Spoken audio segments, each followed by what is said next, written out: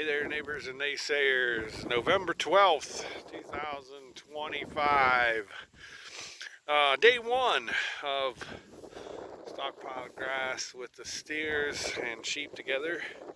It's actually not day one, it's day two, but day one's a mixing day. Day two is when we really find out whether what we're giving them is enough and whether they're eating any hay and a lot of things. So it looks all right. There's a lot of dead brown stuff, and from afar it looks brown, but that's just because there's a lot of brown stuff in here left from the drought.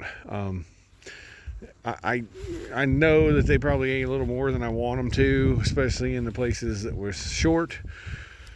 But other than that, it looks pretty good. I don't know that this was exactly the size I needed. We'll see in another couple days how it goes. And I know when I get up there toward where the chickens are, that is exactly the size I need, because I know what the measurements of that field are. I've got some paddocks laid out up here on the hill that I know are exactly the size. It's kind of hard to figure out how big 0.28 acres is when you're just in an open field. And I guess in a form of telling you how, so the four-wheeler diameter of the tire is about 6 foot, and there's of course white letters on the four-wheeler, so if I really need to measure, I'll count that way, or I'll step it off, one or the other. I know my pace is about 2.58 feet, so I can pace it. Actually, it's more than that, it's 2.7. After I lost 100 pounds, my pace gained 2/10 of an inch, or 2/10 of a foot. So I can do it either way, but this was an L, so it was really hard to figure. I just kind of said, well, this field's 3.1 acres and needs to be split 11 times, and try to do that equitably. So that's what we did. I said last time I decided to put a bale of hay out here. They did eat a little bit of it.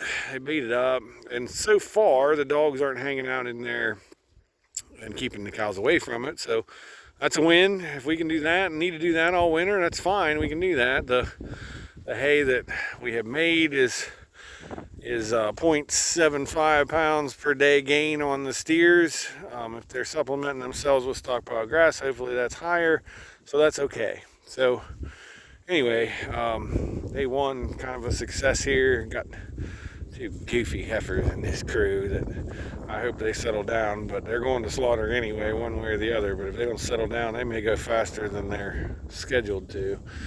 But anyway, good grazing, good.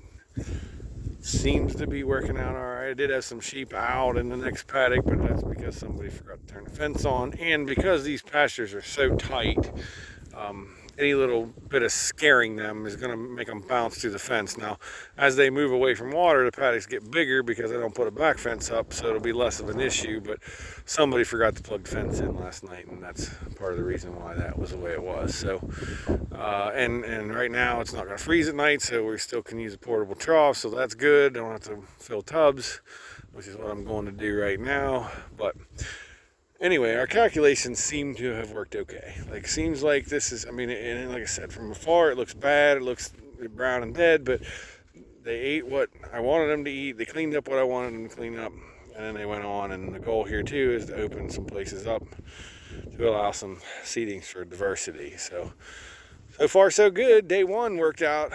Let's see how we go. I got about 2 weeks worth of fence set up.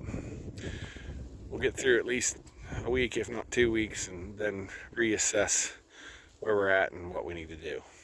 With that, I'll say, we'll see you next time.